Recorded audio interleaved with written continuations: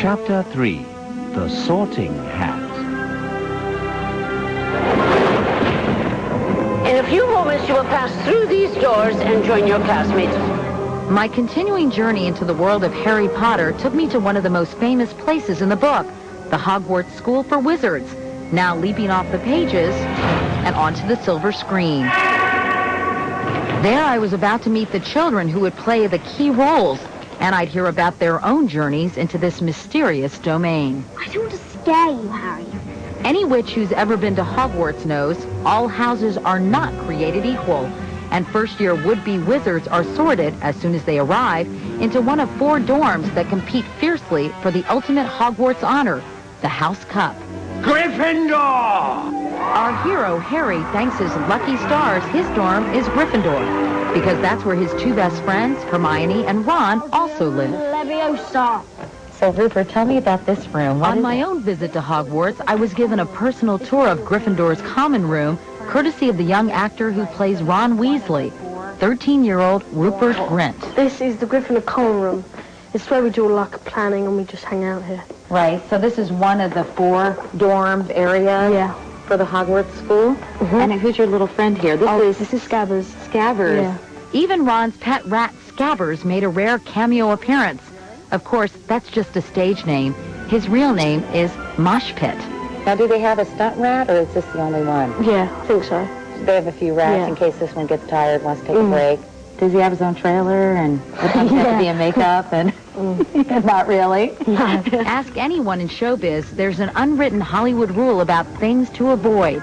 Animals, special effects, and kids. Come on now, hurry The up. Harry Potter movies got them all, and in droves. But if there's any proven formula for success in the movie business, you might say these filmmakers are on the right track. After all, the cast is top drawer. That's Dame Maggie Smith as McGonagall and Richard Harris as Dumbledore. My granddaughter called me and said, Papa, she said, if you don't play Dumbledore, I will never speak to you again. The film's visual effects supervisor won the Oscar for Titanic. And hear that score? The unmistakable sound of composer John Williams. No corners cut here. Industry insiders say the movie may have cost more than $125 million to make. Yikes. For that kind of money, it better be, well, magic. There's no such thing as magic. And young Potter aficionados can be very demanding. At first, I really was positive I wasn't going to see it because I have my own vision of the books in my head, and I might go see it. The only problem now is the kids can act. Come up immediately. Director Chris Columbus thought long and hard about that problem. Okay. How did you feel about an all-British cast? Was that something you felt strongly about? Oh, I was adamant about that. I said, if we want to please the fans, if we want to make this movie the way it should be made, it has to be an all-British cast, right down to almost non-speaking roles, except for my children who have cameo appearances. But Who says nepotism's not alive and well in the movie business? And no dummy, Columbus admits he took suggestions from Joe Rowling for casting adult parts like the gentle giant Hagrid, played by Robbie Coltrane. You're a wizard, Harry. And the sleazy Professor Snape, played by Alan Rickman.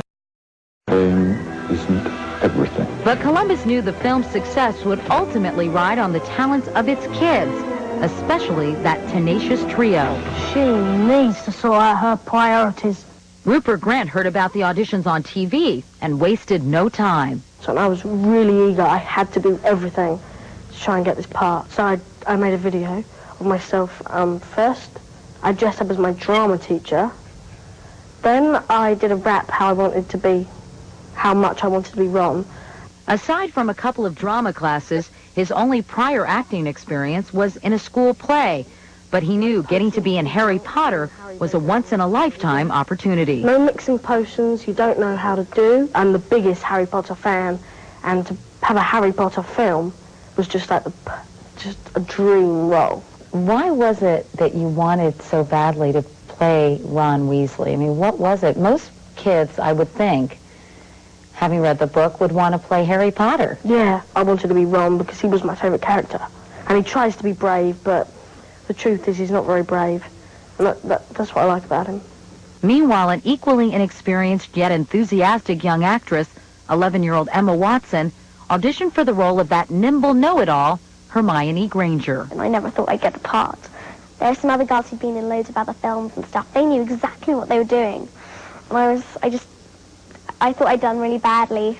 Emma remembers not feeling any better about her chances when a stern-looking Chris Columbus called both her and Rupert into his office. We sat down. Chris looked at me very seriously, you know. I'd just like to tell you both that you got the part. And we both stood there, stunned for a minute, just looking blankly at them both. Go on, go on. Together, Emma and Rupert, or if you prefer, Hermione and Ron, began the adventure of a lifetime, one that promises to change their young lives forever.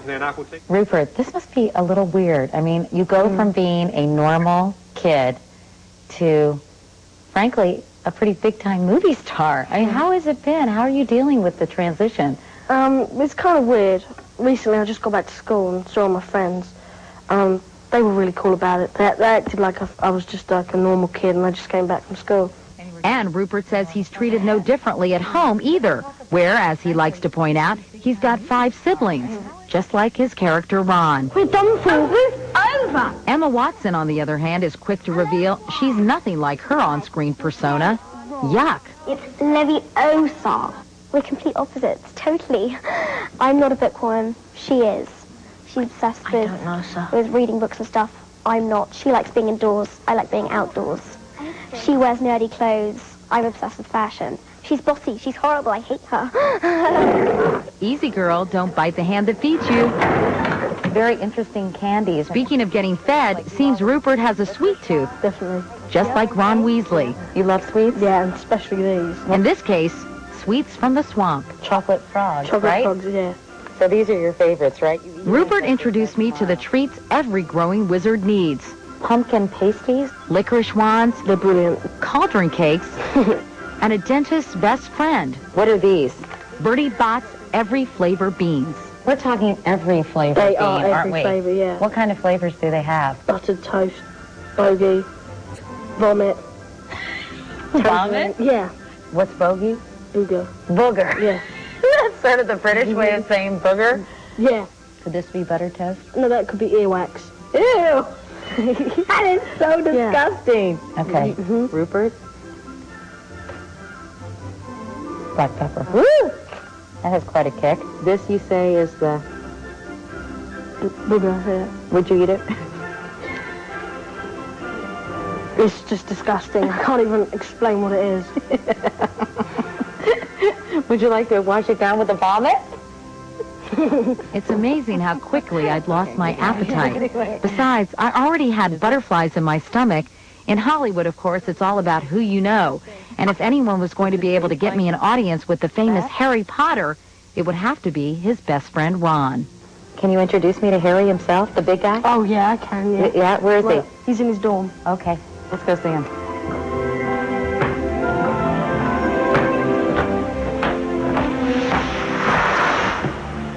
Thousands were in the running, but only one got the part.